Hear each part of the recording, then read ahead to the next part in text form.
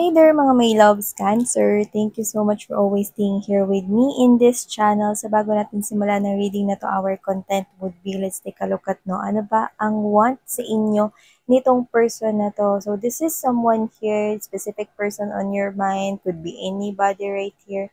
Let's gonna take a look at what are their true intentions and true feelings for you, Cancer. So yeah, wala tayong gender dito, and of course this is timeless and you can flip roles if you want. So, let's see, Cancer, no? You may focus on this person, yeah? Pwede nyo siyang isipin, no, bago natin simulan yung reading or while shuffling, okay? So, let's see. So, Spirits and Angel, guys, Archangel Michael, thank you so much. Tell me about this person.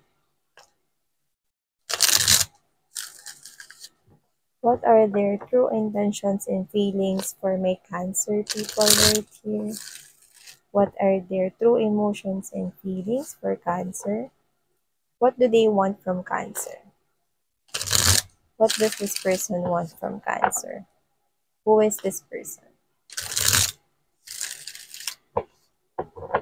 This is for Cancer.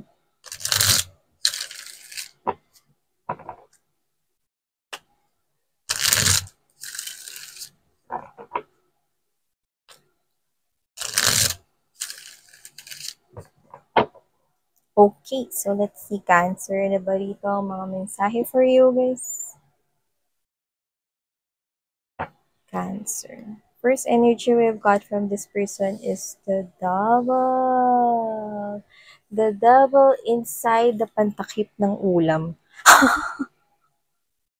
Mukhang itong devil na to ay nakakulong sa kanyang sarili ritong kagagawan, kasalanan, pwedeng ganon, no? This devil right here could have this kind of behavior which is hindi katanggap-tanggap. Negative behaviors could be bad, or pwede rin naman mga babes so that this person did messed up his or her connection with you, because this is someone here, no, na naaalamin natin, no, ano ba ang intention sa inyo ng devil na to, no, at sino ba siya rito sa inyong life. Pero it looks like, no, na itong person na to is parang nakikita niya na, no, yung consequences ng kanyang ginawa dito in the past. So that's what I'm picking up. So let's keep moving. Let's lay all the energies first on the table right here. So yeah.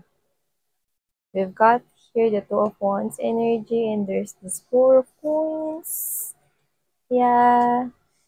Maaring yung addictions niya is pagsusugal. Baka mahilig tong magsugal, mga babes, no? Or sumugal siya.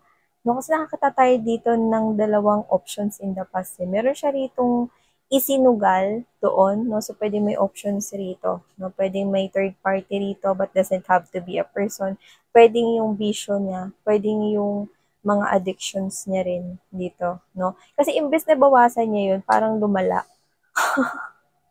Yun yung nakita ko rito. So, whoever this individual right here is trying to hold back his or herself from wanting this. Gusto niya to with you, this lover's energy right here. So, it looks like this person wants to hold your hands, wants to come home with you, no? This person is being guided by his or her angels and spirit guides right here to come towards you, to ask for apology right here. Pero this person is you. Eh, no. Alam mo yung parang hindi, ayoko, hindi ako aalis dito. No? To the point na nagkaroon ng scratches ng kuko niya rito. Ayoko lumapit dito kay Cancer. Yan. Pero gustong-gusto niya na rito mga babes, no? Na maibalik tong connection na to with you. But this is someone here who tricked you before. Pwedeng may nakakita ko dito ng pagsabay, so pwedeng may ka-in relationship siya before, tapos ka-in relationship ka rin niya. Or siya to, no, na habang ka-in relationship ka niya, no, sabay niya rin mga babes na ginagawa yung addictions niya na pwedeng nakaka-apekto, no, ng hindi magandang effect nga, no, sa inyong relationship in the past. So, this person, nakakulong siya rito sa sarili niya mga gawain kasi gusto niya nga magbalik sa inyo pero pinipigilan niya. Kasi hindi niya kayang magbago. Hindi kayang magbago nitong person na to, Cancer, kung sino man to, no? This person is actually tricky. Hanggang ngayon, ganun pa din. Kahit gusto niya bumalik sa inyo, ganun pa rin yung nakikita kong energy sa kanya rito, no? At saka there is some kind of a flirtatious energy sa kanya. So, pwedeng on and off to, no, sa buhay ninyo before. No? Pwede rin naman na nakipag-connect rin to sa iba't iba ritong mga people or energies, no, na nakikitaan niya ng interesado siya. So, kung sino man ito, no, this person right here, actually, kilala ka niya. This person knows your identity. You know that identity. Kilala niya kung ano yung standing mo sa buhay niya. Kilala niya, mga babes, no, na ikaw yung kanyang girlfriend, ikaw yung boyfriend niya, ikaw yung asawa niya, ikaw yung wife niya, ikaw yung husband niya, ikaw yung live-in partner niya, ikaw yung partner niya, ikaw yung future spouse niya, ikaw yung spouse niya, whatever. Kilala niya yung identity mo. Pero hindi niya na-appreciate yung, okay, mga efforts mo, yung love mo, no? Dun siya mahina. Dun siya tagilid. Dun siya walang respeto.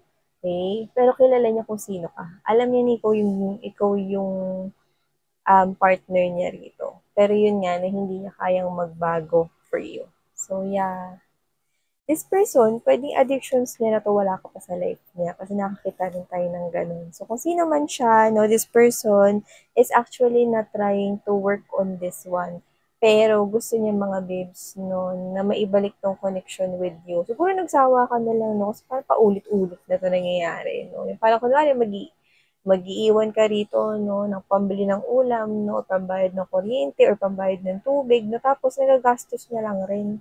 Yan yung nakikita ko rito, cancer, no? Pwedeng sa addictions niya, pwedeng mahilig siya rito bumili online, mag-order online, no? Tapos di naman pala niya pera yung gagamitin, no? This person is tricky rin kasi, no? Parang hindi siya yung seryosong type of individual, no? Parang wala ritong usapan yung age, no? Kasi ang maturity wala naman talaga sa age. Pero, pwedeng matanda na to, pero alam mo yung isipan niya, no? Parang teenager, no? Parang napaka-playful pa to the point na wala na sa lugar. Ito yung kasi na teenager na nagka-cutting class. Ito yung klase ng teenager, no?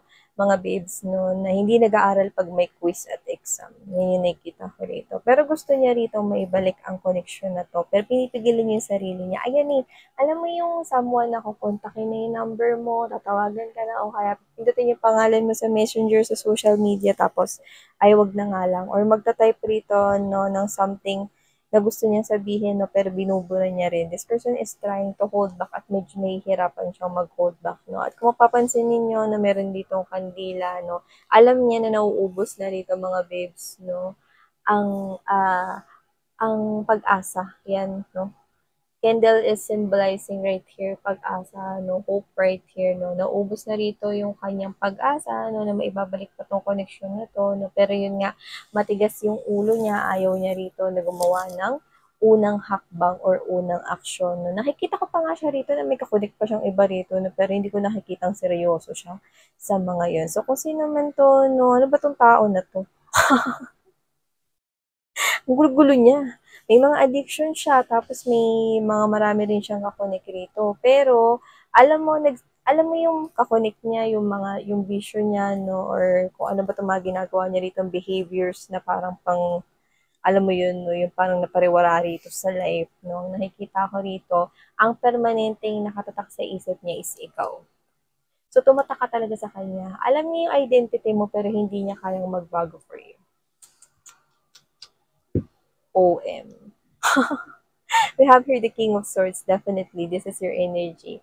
Ang dami mong natutunan sa kanya na to the point na nagtayo ka na ng library dyan. At hindi na nagkasya rito lahat ng mga libro rito, mga babes, no? Yeah, you did totally cut this person out from your life. Ang dami niya rito, mga babes, no, na scars na naidulot sa'yo, pero napaganda mo, no, ito. So, nakita ko rito, mga babes, na pwedeng may tattoo ka sa katawan, but doesn't have to be the case for everybody. Pero ito, marami ka nang natutunan dito, no? Yung mga libro na yan ay symbolizes knowledge and power.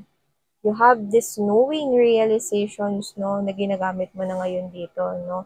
At ready ka with this sword right here, no? Na itong tao na to, no, alam mo na makakaharap mo yan one day, no, pero ready ka. At saka hindi mo na siya tutuloyin dito, no? See? Nakikita ko rito na isa ka na talaga ritong iba ka na, no? Pagdating rito sa mindset mo, nakikita ka dito sa mga desisyon mo na talagang planchadong-planchado na tong desisyon mo, no? Kung hindi niyo pa ito kinakat sa buhay ninyo, I'm seeing you cutting this person out from your life. Yeah, because this person is juggling. Hmm? Alam mo, mukhang yun, no? See? Alam mo yung pagka nandun siya sa addictions niya, nandun siya sa punto na cancer, no, na kunwari, wala siyang ginagawa. May isip ka niya, no, magkakaroon siya dito ng feeling loss, no, yung parang nagigrieve, may guilty siyang nararamdaman dito, may guiltness, yes. Pero alam mo yung pag meron na siyang kausap na iba or pag nagsusugal na siya, o pre, baba mo, tong its ka na. Pre, pusuy. Yung mga ganun, no? Nakakalimutan ka niya ron, no? Pero alam mo yan, no? Dumadaan lang yun, no? Mabilis sa isipan niya yung sugal, kung sugal man yan, babae, alak, connect, no? Pero ikaw, nagsistay ka for quite long sa isipan niya rito because this person knows your identity. This person knows your identity. And once a person knows your identity, he or she cannot forget you. Kaya nga nahihirapan siya rito, oh, mag-hold back. Kasi this person right here, malaki ang impact mo sa kanya. But that impact, no, is hindi sapat para siya ay magbago for you. Yeah. So, high chance na talaga, no, na bagong pa nakilala tong person na to is ganite na talaga siya. Okay? So, wow, Cancer. You're dealing with someone here who is stubborn. So yeah, definitely. So thank you so much, Cancer. These are all the messages we've got for you. Sarang I love in life. And yeah.